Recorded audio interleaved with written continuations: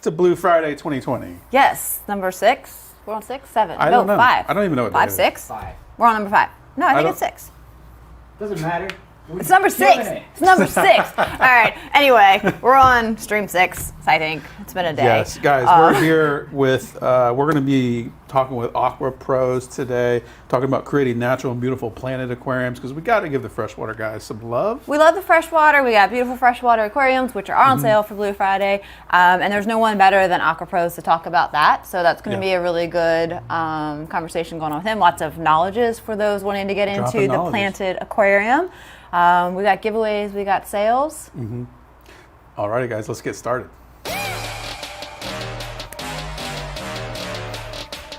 Go back.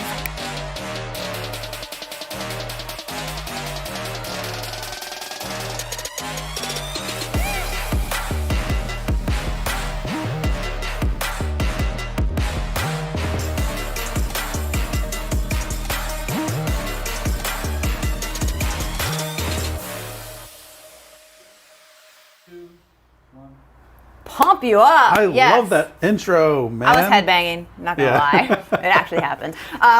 Jess was headbanging during the intro. You guys probably wish you could have seen that. Yeah, I'm not gonna do it though. Nope. When cameras are off. This is recorded. Whoops. So we have all of our sales are going on. Got up to 20% off aquariums, filter stocks, things like that are on sale. We got financing available and tons of giveaways. Yes, $10,000 in giveaways today, you guys. We've already given away a lot, but we also have coming up, we have giveaways during this stream, but at 7 p.m., we're giving away this bad boy right here, $2,500 to Waterbox Aquariums. The finale of the day at 7. Yes. This is someone lucky. Yeah, if you want to win this, you got to head over to waterboxaquariums.com/Blue Friday. Again, sales up to 20% off. We're live until 7. Make sure you like the stream, share the stream, and subscribe to our YouTube channel. Hit those notifications because we are live every single week. Yep.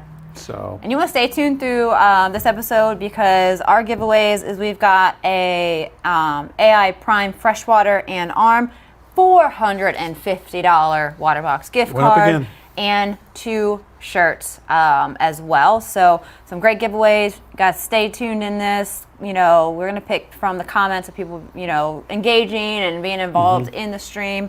And we have an announcement that we had today. I want to say it one more time, though, you guys, before I go into that.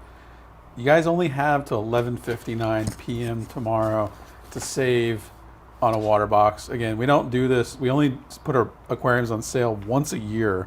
If you wait for Black Friday, you're not going to get this discount. No. You can only get it today and tomorrow, so definitely take advantage of that. Again, it's available in the U.S., Canada, Europe, and the UK. We got financing on most of those sites as well, so definitely take advantage of it. But if you guys weren't here at 11 a.m., we announced a new product that we're super excited for, that we've been working on for a long time. Yes. So I'd like to introduce you guys the world's largest production rimless saltwater aquarium system, the ProMax.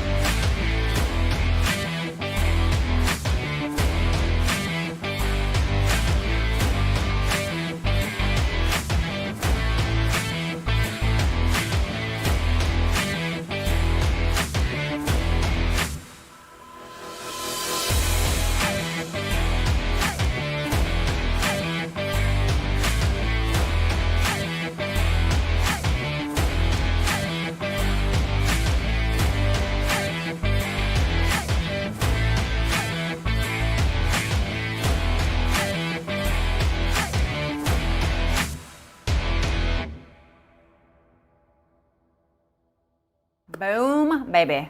There we are, you guys. The Pro Max. It is available for pre-order now. It'll start shipping in February. All we ask from you is a 50% deposit, and we'll get you rocking and rolling come February. And something pretty special about if you do get it right now during the Blue Friday is that you are getting free shipping on it. That will not be the case after Blue Friday. Yep. So that is going to save you a good chunk of change. Yes. Get yourself in line because there is going to be a demand for these, and that big of a tank takes some time to get going and produced and all that stuff. So definitely get in line, save money on the shipping, and get the biggest production rimless tank in the world. Yes. I like saying that. I get it. It rolls off the tongue nicely. It does. We worked a long time on that, you guys. We've been waiting a long time to release that information to you guys. We have to look at you guys say what you want every week, and one of it's been a 300+ gallon tank, and we're like, there you go. I don't know, maybe one day. One day, we're listening, I promise. But today, for all of our freshwater people, we love freshwater here. We've got a huge amount of people in our user group and Waterbox owners that are in the freshwater world, planted tank, all that. And, we want to bring in someone he's got an amazing YouTube channel. Yes. Aquapros has done some pretty cool stuff. We had him on last year. He showed his 6-foot Clear Pro. Yeah, the Ancient Gardens. If you guys haven't checked out Aquapros, you got to check him out. Massive YouTube channel, amazing content, and tons of it specifically related to freshwater planted tanks. He's got clears, he's got Clear Pros, and speaking of those are all on sale today as well. But I want to introduce Mike from Aquapros. Woo! Welcome. Hello. Thanks for joining. So you're going to kind of take us through how to get started and decide on the things you need to get going with a planted aquarium. You're going to kind of give us a beginner's overview and guide, right? Yeah, for sure. And if anybody has a separate phone or their computer or whatever, they can go and check out the blog post that we're going to be talking about. It's on my website, aquaproshq.com. You can follow along if you'd like, or just sit here and listen and watch. Yeah, absolutely. That's a great idea. And I think we did post a link to your YouTube channel in the description, but like you said, aquaproshq.com? Yeah. Is that right? Okay, cool. So you can check all his blog posts, and this was one that we're kind of following along with that we're going over today is there as well. So they can have that information afterwards, kind of read through, reabsorb the info, but we're going to kind of touch through all of those things today with this one. Love it. So first thing is you got to pick your tank, right? I mean, that would be the first starting point is you got to have a tank to start your planted aquarium. So what are the things to consider for people for picking, where to get started? Yeah, for sure. So I think what happens to a lot of people is when they first start with aquariums, maybe they get a tank from somebody, or they happen to be in, Petco, PetSmart for some other reason, and then they just go, they have a click, and they're like, okay, I'm gonna do this fish tank thing, and that kind of starting from an impulse point is never usually a good thing, especially, consider any other hobby, right? That's never usually a good thing. So I tried to highlight in the post, start out with do your research, watch a million YouTube videos, just spend some time before you jump in, because ultimately, if you don't know exactly what you want to try and achieve, it's just going to end up costing you way more money than it would otherwise. But to get back to the tank, I always recommend if somebody's starting out to start with a tank that's not so small. That might be the easy or most logical thing to do because it's inexpensive and it seems like it might be more manageable. But I recommend people starting out with as close to 20 gallons as they can. If they're comfortable going bigger, do that, because as we know as aquarium keepers and people that have been doing this for a long time, is that water volume is king, right? It doesn't matter if it's you're doing a reef or if it's freshwater. Water volume, the more you have, the easier it tends to be. So if you have to start out with a 10 gallon, so be it, but try and get a little bit bigger, whatever you can do, because ultimately you're going to have more fun if you have more space.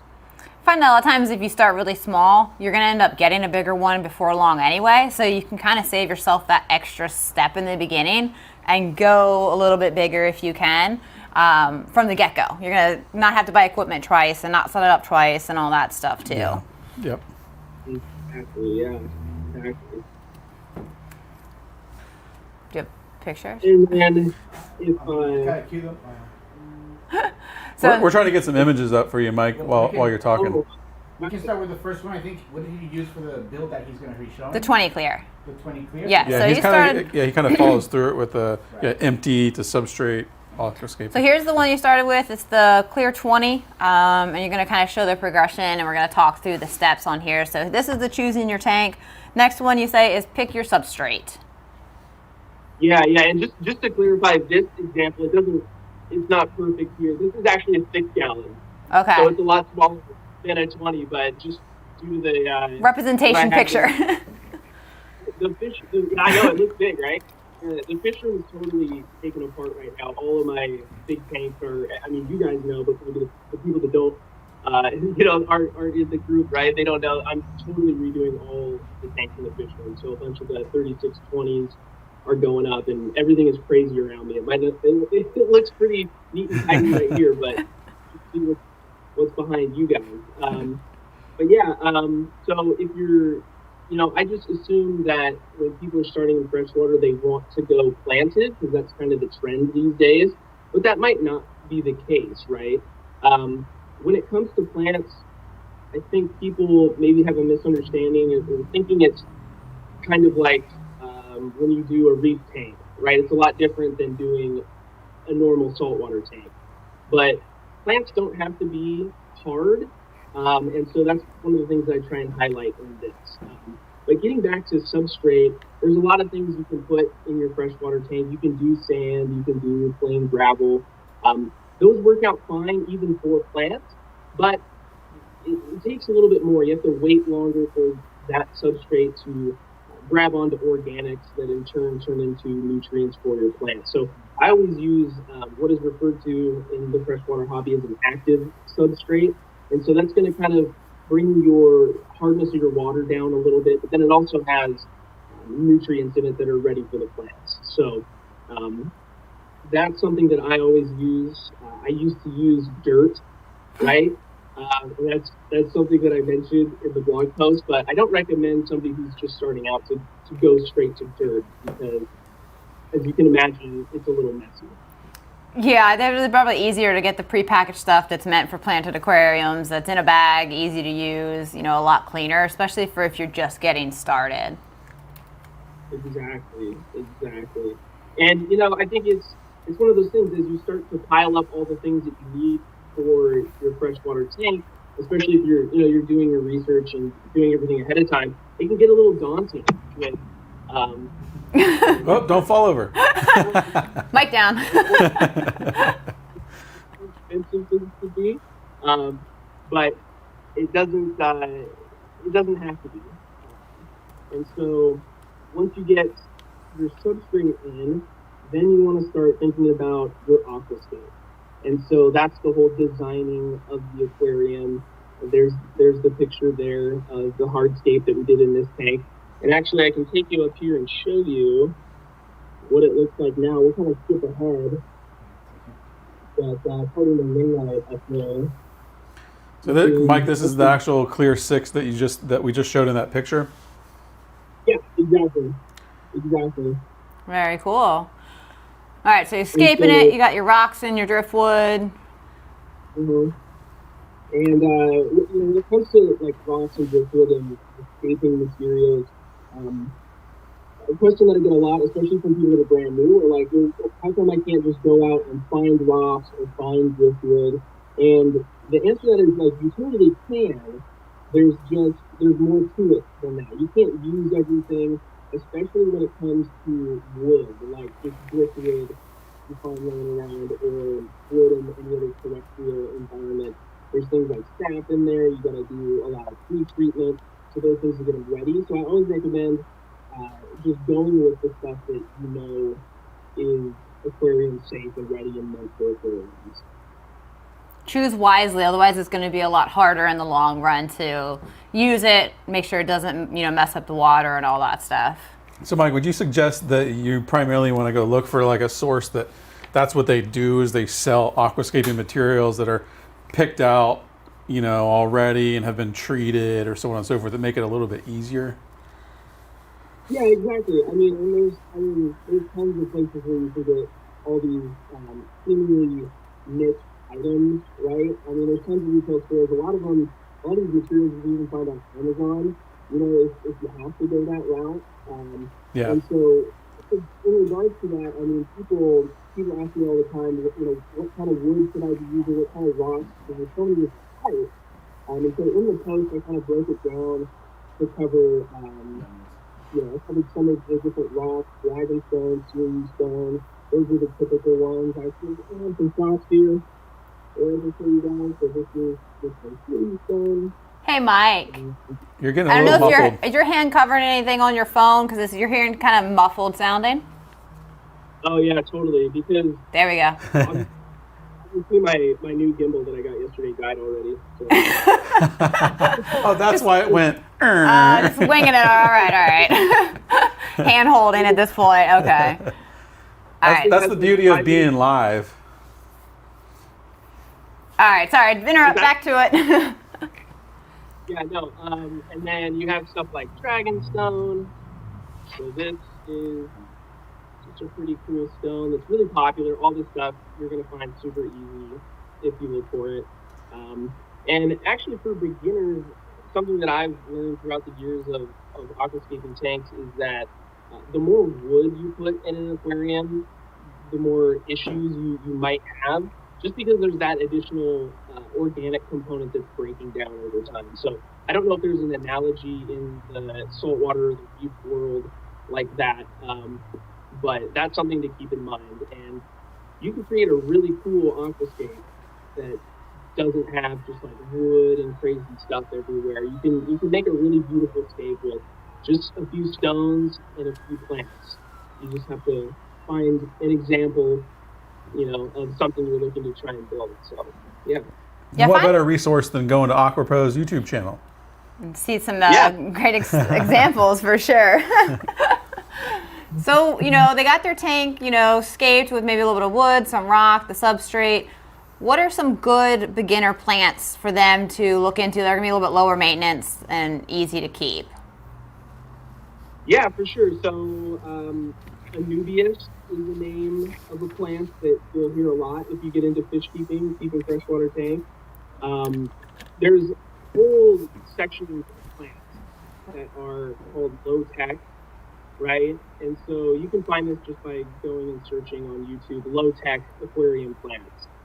And that is, of course, versus high tech plants, which are ones that are going to typically require CO2 or stronger lighting to keep them alive. So there's an easy way to do all of this stuff, and there's a hard way. You just have to figure out, the bounds of each of those things. So things like jungle val or vallisneria, those are some really easy plants. What else do we list in that blog post? I'm looking for my page here. Liguigia is a stem plant that grows really nicely. And actually, if we walk over here, let's just take advantage of not being restricted by the gimbal. Here are the experiment tanks. I just did an unboxing of a bunch of these plants that we're getting ready to do in here.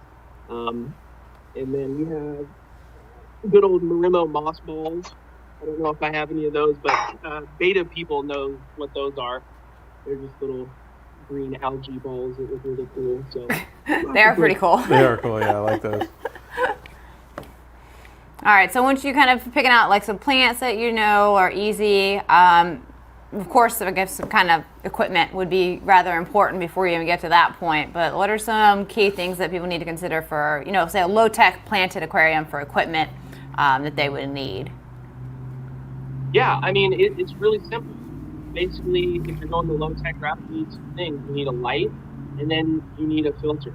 So lighting these days is a lot easier than it was 8 years ago, to figure this stuff out. So there's just an example of an Awaza, a little mini canister filter that would be great, on up to a 20-gallon tank. But if your tank is small, you really don't need much more than just a hang-on back filter. Honestly, it doesn't, it doesn't matter too much. So You don't have to spend a ton of money. You don't need some big high-powered filter that's, anything crazy. The freshwater planted tank world is, at least in my opinion, all about not using as much filtration as you might think, because that's what the plants are for. They help a lot in that regard. So something like the 6-gallon up here, I don't even have a filter on it yet. There's no fish in it because it's brand new, obviously. But something like that with a handful of small rasboras or something could probably get away without having a filter once it's established and been doing its thing. Yeah. That's pretty cool. So keep it simple. You don't need over powerful filtration equipment and stuff like that when you're doing like a low tech planted. Exactly. Yeah. And I mean, to talk about the lighting again, there's crazy expensive lights just like there are in the reef world, right? But then there's also really cheap ones. And if you're doing the low tech plants, it doesn't really matter all too much, at least in my opinion. So you can get away with a lot and save yourself some money. Very cool. I mean, I think things like regular essential, like a heater, would probably be still important in freshwater versus, same as saltwater, right? Yeah, heaters are important. I guess for me, I'm a little spoiled because all my tanks are down here in the basement, and I just directly heat it and keep it pretty warm down here. But I know that not everybody has a situation like that. So especially if you're going to keep like a betta fish, you need to have that temperature up at 78, and so you will need a heater for that for sure. Okay. And then when you're like doing like a easy maintenance kind of planted aquarium, like what do you do for your maintenance and testing and water changes, that kind of stuff? What's your upkeep on one of those? Yeah, so the upkeep really correlates with how established and how mature your aquarium is. So, if you've had a tank for, let's just say, 6 months, and depending it not having any major algae problems or anything weird like that, your aquarium can go a month, 2 months, 3 months without a water change, because it has become sort of this perfect enclosed system where it doesn't need a lot of intervention. Okay, so the factors that allow that to happen really come down to how big is your fish load, how much food are you putting into it, and I mean, it's totally doable. I have lots of tanks around here that don't get water changes very frequently, and they've been around doing just fine, fish are great for, years. So very cool. It's kind of like a self-sustaining ecosystem in the way of the plants are filtering the water, the fish are feeding the plants kind of deal. Like, do you have to do much testing on them? Oh, that was the part I forgot. Yeah, so you don't need to, at least I don't do any kind of testing unless I'm having some kind of weird problem, right, that I might suspect is related to a nitrogen problem, but that doesn't typically happen that often, especially in these mature tanks. They're pretty robust, and so any testing that I do is because I'm doing experiments, or I'm just curious because, hey, I haven't done a water change on this tank in 6 months. The fish are doing fine. Let's just check and see what the nitrate is at. But for the beginner, testing is really important, and it's a part of the learning process. So that's why in this guide I say, go and get yourself like an API master test kit and learn how to use it, get a really good understanding of those different components that you can test for, and it's just going to help you be able to figure stuff out if something does go wrong. And in my opinion, that's all part of this journey, is getting familiar with the little science things that pop up, So. Yeah, absolutely. Makes sense. So, yep. Okay, got questions? Yeah, we have a lot of questions coming up, and one that constantly, it's thrown around a lot, is lighting. What's your preferred lighting? You mentioned that you don't need much, but their pricing is all over the place on some of these LED lights versus T5 as well. So that's just one thing that just keeps coming up. I'm not sure if you can clarify, what kind of lighting should they get into if they're a beginner to a professional hobbyist? Yeah, so that's actually, I'm glad people still remember T5, because that was what it was back in the day for, even the plastic guys. I'm sure it was for you too, right? So Mm-hmm. Yep. Right? That was Yeah, T5s are great. But no, I mean, like the lights that I use, I have all kinds of different brands. I have high-end stuff. I have one Kessel light as an example. There's freshwater Kessels. If you like those, they're okay, you know. There's like Phoenix is a brand for freshwater LEDs that's kind of like a happy medium as far as what you get and how much you pay for it. So I recommend taking a look at Phoenix lights if you're on a budget. It's very clear which ones are, the powerful plant LEDs, I guess. But yeah, it just depends on what you need your light to do. If you just have those low-tech plants, you have some Java ferns, some Anubias in your tank, then you don't really need a ton of light. And light is, at least in my opinion, never that like pivotal thing that's going to make your plants grow better if you're having problems with your plants. So I wouldn't stress the lighting too much. Just get something that you know is a brand name, and don't be so concerned about the price of it. Yeah. Okay. Yeah, that's good info. Yeah. Yeah. Follow-up question. On a low-tech tank, what's a good carpeting plant? Ooh, good carpeting plant? Dwarf sage. Dwarf sage is great. I had some big, thick sage right here. So if you can imagine this poking out a new little plant here, and then here, and then here, and then here. Can grow in low light, in high light. It'll just take on a little bit of a different form if you do that. And also, even dwarf hair grass, I have in this tank right here. If you can see that. Oh, How nice. clear that is. Yeah. And it's because it's a ultra clear mini water box. Oh, it's that Starfire glass. Oh, I man, see. nice. I see. I saw someone ask what's the difference between, like your standard non-low iron glass tank and a Waterbox low iron glass. Well, that's it right there. You didn't even look like you were looking through glass. Unless you see what's on the But inside, I I love that appreciate scape, that. though. It almost looks like you're looking into, like, those are like trees in like a forest or something like that. It's pretty cool. Yeah, it's never the water. It's always the glass. You gotta get that going. We don't have strong lighting, and we don't have any CO2. It started out with CO2, and then we got rid of it. But it's carpeting and doing its thing. Looks really sometimes good. there's always questions. Yeah. We had another question here. Somebody's asking, is a canister or a sump system better for a planted aquarium? Ooh. I don't have a ton of experience using sumps. I had this really bad do-it-yourself sump when I was in college that was super sketchy. I'll just go off on this little tangent. It was like siphon driven. So it wasn't an overflow, it was just relying on a siphon that I started. And that was that was a horrible idea. Yeah. I just had to make sure the water didn't get too low in the sump, or else I'd have a problem. But you can have a lot of fun with sumps, because you can make a sump that's basically like a freshwater refugium, and that's what I did in that case. And I know some people that do that too, and they have a lot of fun with it. But whether or not it's better than a canister, I don't think you can make that call. It's more like, is the sump stuff fun for you? And if it is, then go for it.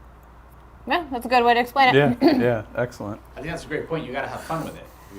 Yeah. Into it. Another question from Kyle is, what's your preferred cleaner fish? Cleaner fish. My preferred cleaner fish is actually a shrimp, but I will answer that question. So Amano shrimps are probably the best cleaning organism that you can put in your tank. They're super good at eating a few different types of algae, and they can help you out a lot. And I've demonstrated that a few times. When it comes to fish, though, I stick with like auto cats. They're like these little mini catfish that are just always on the glass, and they do an okay job. There's a ton of fish that will think about eating algae. You got like the Siamese algae eater. That's another fish. It gets super big though, and that's why actually when when we talk about fish on this list, I put that as one of the fish for a beginner not to get, just because they do get so big and they will outgrow, your 10-gallon tank eventually. So, but those are some good ones. So the answer really is to shrimp, like the Yeah, go-to. shrimp. Okay. Nice. Yeah, if you don't have any big fish that are gonna pick on them, they're a bigger shrimp. They're not like the little Neos, the little colorful ones that people see. But they can get picked on. So as long as you have like textures and stuff like that, a mono shrimp are great there. Very cool. Yeah, what are pretty some cool. good beginner fish for people setting up kind of like a lower tech planted aquarium? Yeah, so I mean, you can go with the old faithful, the cardinal tetra, the neon tetra. Those are the ones that people Classic. are recognize, especially like beginners. They're gonna be like, oh, that's that like, default fish, right? That everybody knows. You got cherry barbs. You have white cloud minnows.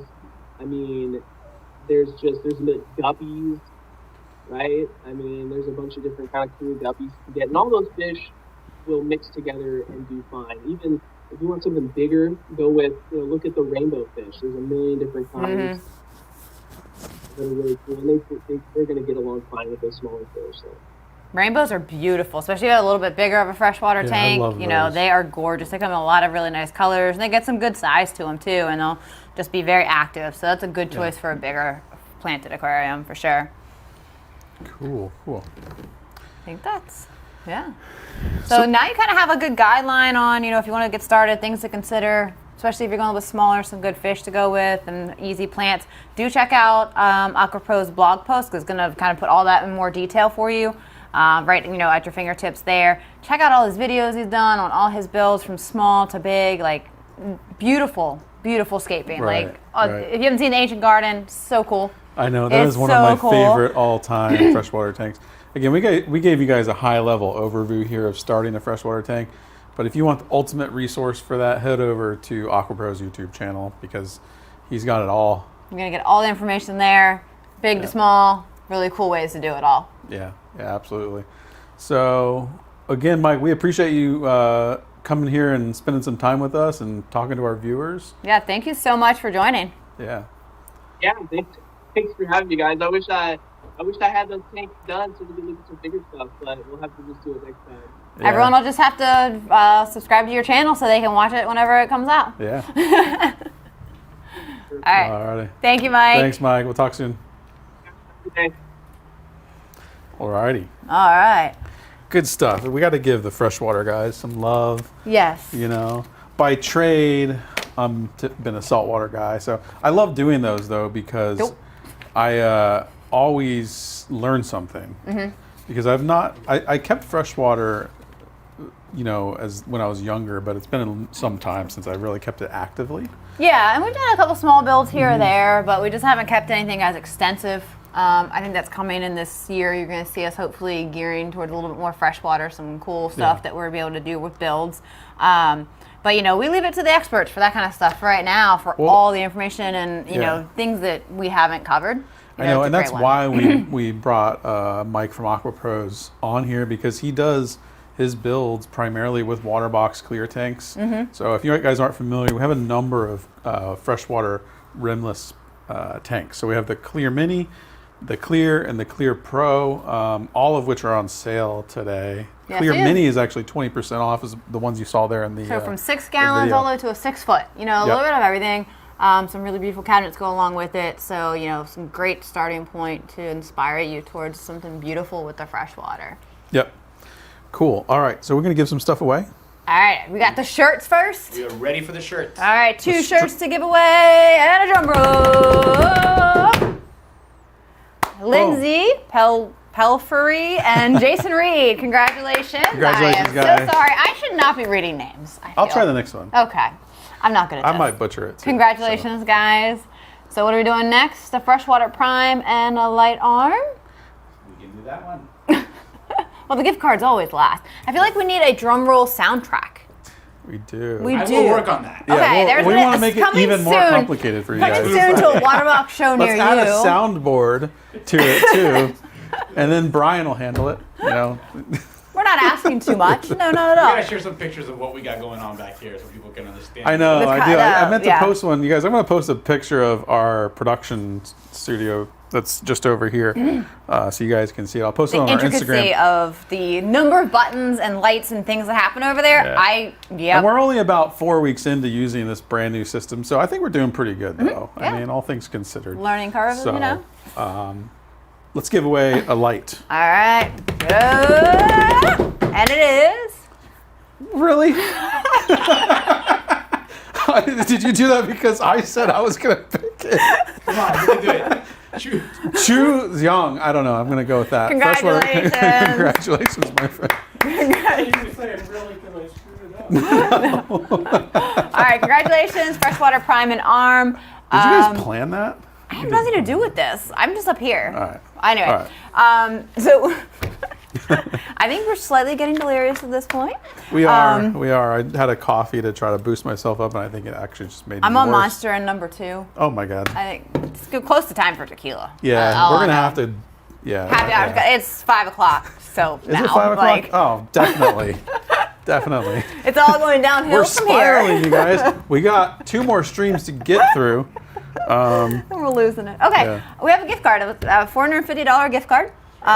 The bigger, let's go. Drum roll is Oliver Richmond. I got that one. Yes, easy one. Great. Congratulations. All of you reach out to winner@waterboxaquariums.com and they will get you set up and get your information to get your prize to you. I'm just going to read the ones that come up easy really, really fast so I get them first. And then I'm going to leave you the hard ones. All right, great, thanks. Sounds great. That's what I'm here for. All right. So yeah, that was great information with AquaPros. Our next one is coming up at 6 o'clock. We're talking big tanks, saltwater tanks. You guys don't want to miss this one. We have 2 industry superstars, Peter Cherrick from Reef News Network and Devin from Reef Dudes YouTube channel. If you don't know who they are, you're going to find out shortly. And you got to make sure you subscribe to them also. So we're going to see you at the top of the hour, 6 p.m. We'll talk big reef tanks here pretty soon. So thank you guys. You guys are amazing for sticking around all day. Yeah. It really means a lot to us. That's why we're giving away all this stuff and giving these great deals. So see you at 6. Yep. Waterbox Aquariums now offers financing in the United States, Europe, and Canada. Visit Waterbox Aquariums for more information. Thank you everyone for tuning in. Remember, we're live all day on Facebook and YouTube, so make sure you like, share, and subscribe. And if you're on YouTube, hit those notifications. Blue Friday sales are going all day Friday and Saturday, and we are live every Wednesday at 6 p.m. Eastern Standard Time, so definitely join us. Thanks for watching.